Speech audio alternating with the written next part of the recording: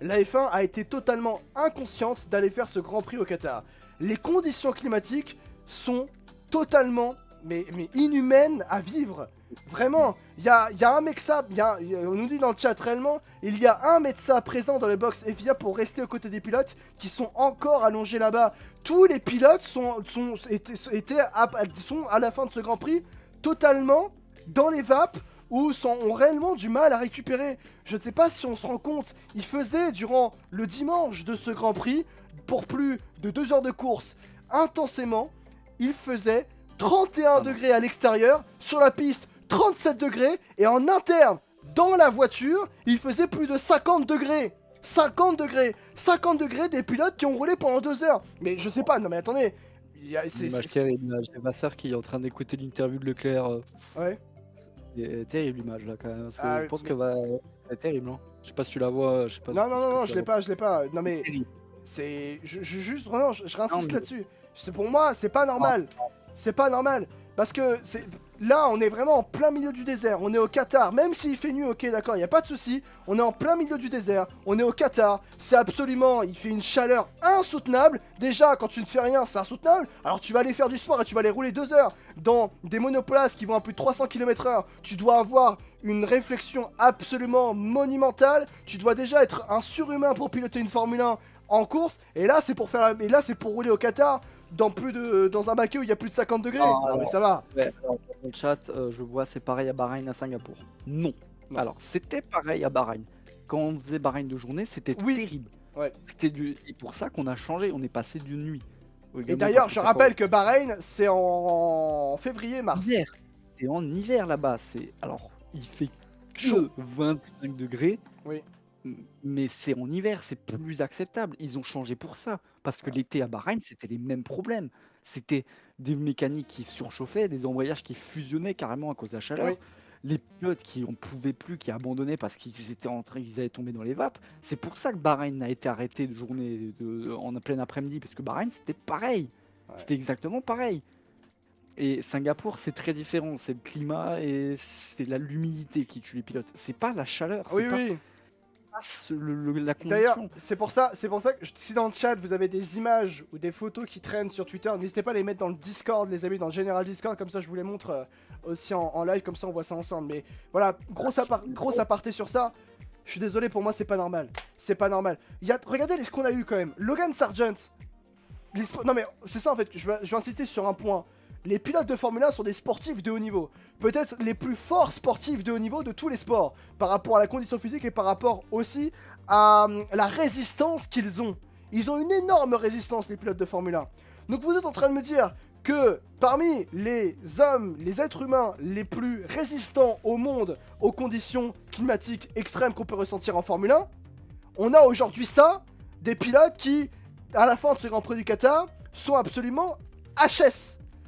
HS et qui ont absolument du mal à récupérer. Qui sont totalement dans la souffrance de récupérer. Non mais attendez, mais t'es la F1, t'es la FIA, tu te poses quand même des questions, tu te dis non mais c'est pas possible, on peut pas rester sur ça. On peut pas rester sur ça. Honnêtement, on dit pas qu'il faut qu'on enlève le Qatar du calendrier, mais il faut adapter. Tu ne peux pas faire, soit tu le fais en début de saison comme Bahreïn, déjà ça serait plus logique d'un point de vue déplacement des équipes, mais bon ça on n'en parlera pas. Ouais. Mais même 57 tours. Moi je pense qu'aussi que la durée, on n'est pas obligé de faire 57 tours. Bah en fait, c'est vrai que le règlement de la Formule 1, c'est qu'il faut faire plus de 300 tours. 300 km, pardon, dans le Grand Prix. Parce que 57 tours, ça laisse des lésions et ça peut... Ouais. Parce que la semaine prochaine, ça aussi, non. Il n'y a pas d'arrêt, hein. Si je ne me trompe pas, la semaine prochaine, Grand Prix nouveau. Hein. Non, c'est dans 2 semaines. C'est dans 2 semaines. Dans 2 semaines, bon. Ouais. C'est déjà bien, mais 2 semaines pour se remettre physiquement de ça. Non mais c'est que en plus je te parlais de sportifs de haut niveau. Oscar Piastri. Ouais. Piastri, première course en Formule 1, enfin première course au Qatar dans sa carrière en Formule 1, il termine dans cet état, il est allongé dans la cool-room. Verstappen, 10 ans d'expérience en Formule 1, sportif de haut niveau aussi, il est totalement HS dans la cool-room. Sur le podium aussi, il doit pas être bien. Lando Norris aussi, il est au bout de sa vie. Logan Sargent a dû s'arrêter en plein Grand Prix. Logan Sargent, il y a peut-être quelque chose en plus. Ok, il y a peut-être quelque chose en plus. Mais Logan Sargent, à l'heure actuelle, au moment où on fait ça, Logan Sargent a dû abandonner en plein Grand Prix parce que physiquement, il était au bout. Il était au bout. Ça, c'est éloquent. C'est évocateur de la situation quand même. Contrairement à Singapour et tout ça, là c'est la déshydratation, c'est un risque. Singapour, c'est une fatigue physique énorme à cause de l'humidité, de la chaleur et tout. Mais là, ils sont déshydratés pour la plupart. Hein. Globalement, l'eau qui devait être bouillante. Donc bon, voilà. C'est dangereux, ça devient dangereux. La FIA devrait faire quelque chose vite parce que là, c'est dangereux pour les organismes. Et si on a, de ce que j'ai compris, il y a 7 pilotes qui sont pas bien. Tu rajoutes Sargent peut-être qui n'est pas dans la liste, ça fait quand même quasiment la moitié de la grille. Mais regarde, Charles Leclerc qui dit au micro de Canal+, on parlait avec les autres pilotes, il y a 2 pilotes il y a 2 pilotes qui ne vont vraiment pas bien, les autres relativement pas bien, la fatigue, on n'arrive pas à s'hydrater, on perd tellement d'eau, il y avait une chaleur qui était extrêmement importante, c'était vraiment compliqué aujourd'hui. Stroll était au bord du malaise, beaucoup étaient réellement, tout le monde était quasiment à bout physiquement. Je vais pas mettre tout le monde, mais réellement quasiment tout le monde était à bord, vraiment au fond physiquement. C'était une catastrophe ce Grand Prix, réellement. Je trouve qu'encore une fois, c'est pas normal que peut-être les pilotes, je veux dire c'était pas normal que que des sportifs de haut niveau, potentiellement les plus résistants au monde, se retrouvent dans cet état à l'issue d'un Grand Prix de Formule 1. C'est pas normal. J'entends parler d'Abu Dhabi, oui, Abu Dhabi c'est à peu près la même méthode. Non. Abu Dhabi, c'est pas aussi physique. T'as des grandes lignes droites, qui permettent de respirer, c'est moins parce que. Alors, j'ai quand même changé d'avis sur le tracé du Qatar, qu'au début je détestais, que là je commence à bien aimer, et je le trouve très technique, très intéressant. Ouais. T'as pas de répit, t'as la ligne droite d'arrivée qui permet un peu de répit, mais le triple droite là, c'est façon Istanbul, tu prends plein de jet, hein, tu ne respires pas, c'est infernal. J'espère qu'on aura vite des nouvelles des pilotes qui sont vraiment pas bien, parce que... Je vois une image de... Je vais pas vous la montrer parce que c'est F1 TV, mais j'ai une image d'Alexander Albon qui est au bout de sa vie. Moi, je vois des images sur Twitter, elles sont terrifiantes. Ouais, non mais là, attendez. Et apparemment, Bottas va pas bien non plus. Bottas, c'est pas n'importe qui. C'est depuis 2013, il est là, Bottas. Hein. Albon, il sort de sa voiture, il peut plus marcher déjà.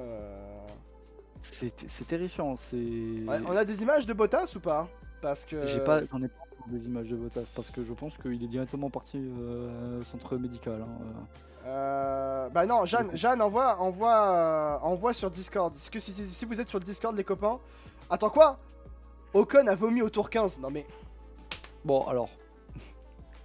Bien, tout le monde a dégueulé. Non mais tout le monde a vomi dans ce Grand Prix. Là, on apprend qu'Esteban... Formule 1, c'est pas une nouveauté. Allez, non mais c'est pas une nouveauté, je suis désolé, mais non. C'est pas une nouveauté, mais tu sais... Non, c'est pas une nouveauté. Non, Weber a vomi parce qu'il était malade. Point, c'est tout.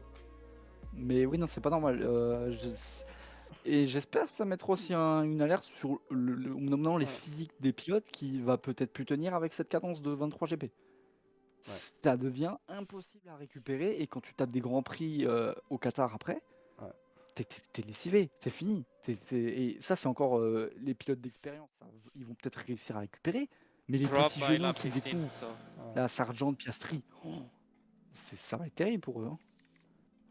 Hein. Je viens de voir, effectivement, c'est confirmé. Pour vous dire à quel point les conditions ont été pour montrer à quel point les conditions étaient chaotiques, Esteban Ocon, c'est confirmé, il a vomi au tour numéro 15 du Grand Prix. Tellement il était déshydraté, tellement au bout du 15e tour de ce Grand Prix, les pilotes étaient déjà à bout physiquement parlant. Il en a vomi, Esteban Ocon, au 15e tour.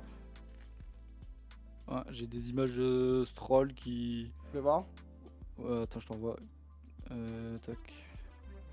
Non, mais c'est pas normal. Je t'envoie. Vomir, c'est quand t'es gravement déshydraté, oui. Oui. Alors, le corps humain est mal foutu, on est d'accord. Vomir alors que tu n'as plus assez d'eau, bon. Voilà. Mais non, c'est terrible.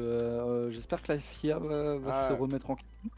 Qu'au bout d'un moment, oui. Ouais, attends, fais voir Stroll. Oh non, mais Stroll, c'est.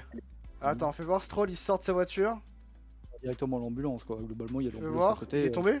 Non. Oh non, mais Stroll. Oh non, non, Stroll, il est... Non, non, non. Ah, elles sont terribles les images. Hein.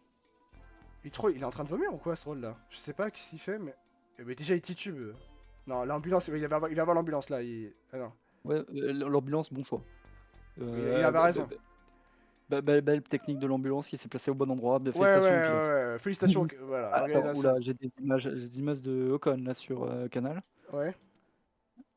Ça va pas bien. Oh putain. Je peux voir. Non, juste un screen. Vous voyez où les photos? C'est pas des photos, c'est. En fait, je peux pas vous. Je vous explique, je peux pas vous montrer parce que ça sera sur TikTok et sur YouTube et je peux pas vous montrer les images plus que ça, très honnêtement. Il reste appuyé sur le halo pendant longtemps parce que je pense que sinon il tombe. Ouais, c'est très dur. Hein. C'est leur démarche. Tant que. Non, c'est pas possible. C'est pas possible. C'est pas possible. Pas normal. C'est. Il faut faire quelque chose. Faut déplacer le Grand Prix. Bon, évidemment, le pognon, si c'est pour coûter la vie aux pilotes, c'est bon, faut arrêter. Faut arrêter. Oula, attends. C'est un désastre. Hein. Pour moi, c'est un désastre ce qui est en train de se passer là. Ça monte. Pourquoi Pérez a 5 secondes de pénalité? Parce que il a fait plein de choses. Voilà, il a fait le con. Ça change le résultat. Apparemment, Stroll est parti en ambulance. C'est ce qui se dit sur Twitter aussi. Ah, Stroll est parti dans l'ambulance. Bah alors, il est remonté dans l'ambulance au vu des images. Déjà. On voit de l'image, il est parti direct dans l'ambulance. MG, la sortie d'Ocon. Qu'est-ce qu'il y a, la sortie d'Ocon? Qu'est-ce qu'il y a? Ouais, sur Canal, quand je te dis, c'est appuyé sur le halo. Bah, fais voir. Je regarde sur mon deuxième écran. Reviennent. Si tu l'as par. Faut que je t'envoie un screen. Ouais. C'est certain que ça va faire polémique. Je pense que bah déjà Russell, il va avoir Russell qui est le prêt. Pour savoir, il y a les pilotes de Formule 1 ont un syndicat qui est géré par George Russell et donc c'est Russell qui pas rien de ouf, il s'est appuyé, il a attendu, il était au bout du bout. J'ai tellement envie de voir. Bah oui, bah on verra. À 2 secondes. Non, mais c'est le chat qui demande ça. Hein. C'est même plus physique là, mental. Le mec se fait torturer, il te regarde avec un sourire. Ouais, c'est très compliqué. En tout cas par rapport à toi, c'est terrible les images. Pourquoi tu montes pas ce troll? Et je parle français ou... Non mais à un moment on va pas montrer... non mais y a vraiment je parle français ou je sais pas, je vous dis le chat que je ne peux pas vous montrer pour des raisons de droit à l'image. Et qu'est-ce que vous me demandez? Montre. Mais attendez les gars, allez vous-même. Mais voyons. L'image elle tourne Twitter. Hein. Oui. Pareil, Albon n'arrive pas à sortir, FATV interdit de rediff sinon ban. Exactement, Mich, merci beaucoup pour la compréhension. Tu m'as envoyé? Ouais, je regarde l'image. Ah oui, il se met, effectivement, je vois. Vraiment, ouais, je vois, c'était bien appuyé, Esteban. Mais ouais. Oui. Bon, en plus, c'est juste un spin, hein, globalement. Oui, voilà. Bon, voir Lance Stroll off track, voilà. Ouais, Lance Stroll, j'ai vu. Lance Stroll, ouais.